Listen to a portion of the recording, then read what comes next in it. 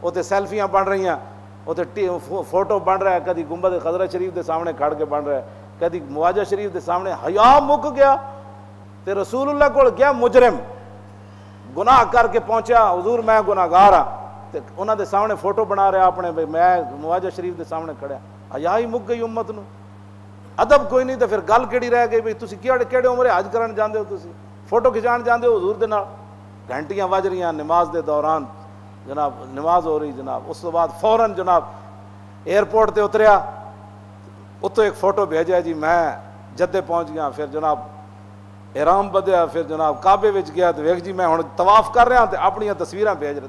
दसो किहड़ा तवाफ है जिहड़ा हुजूर के सामने खड़ के तू मुआजा शरीफ के सामने खड़ के तस्वीरां बना के भेज रहा कि जी मैं हुजूर के सामने खड़िया, तो तू हुजूर के सामने खड़िया। बाबे जिब्रील के पहलू में ज़रा धीरे से फ़ख्र कहते हुए जिब्रील को यूं पाया कि अपनी पलकों से दरे यार पे दस्तक देना, ऊंची आवाज़ हुई, उमर का सरमाया गया। ऐदा ना है ना पलका ना। अनस बिन मालिक कहते मैं 10 साल हुजूर की खिदमत की थी, 10 साल कितने सहाबा हुजूर के घर आए होने, कितनी दस्तक।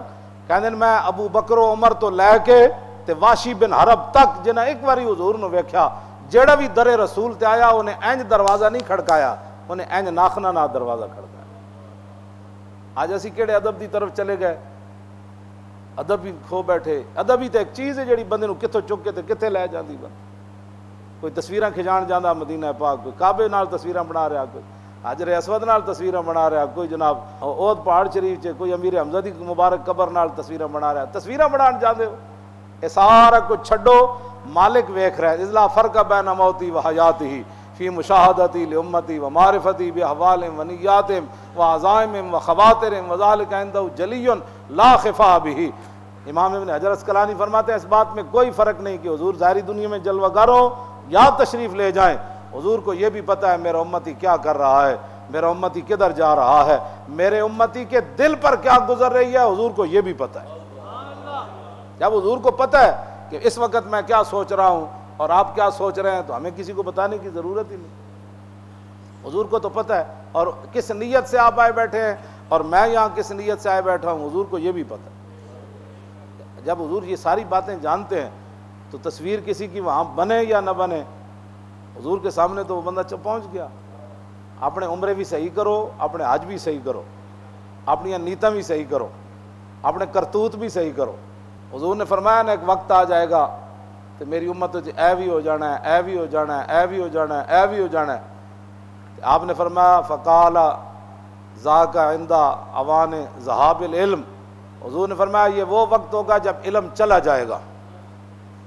हज़रत ज़ियाद बिन लबीद साहबी हैं, वो कहने लगे कि मैं अर्ज़ की थी हुज़ूर कैफ़ यज़हबुल इल्म नहनु नक़रउल कुरान व नुक़रिउ अबनाना व युक़रिउ अबनाउना अबनाहुम इला यौमिल क़ियामा।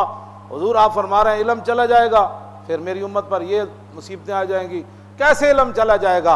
हमने आपसे कुरान पढ़ा, हम अपने बच्चों को पढ़ाएंगे, हमारे बच्चे अपने बच्चों को, फिर क़यामत तक हमारे बच्चे कुरान पढ़ाते रहेंगे, तो इल्म कैसे चला जाएगा?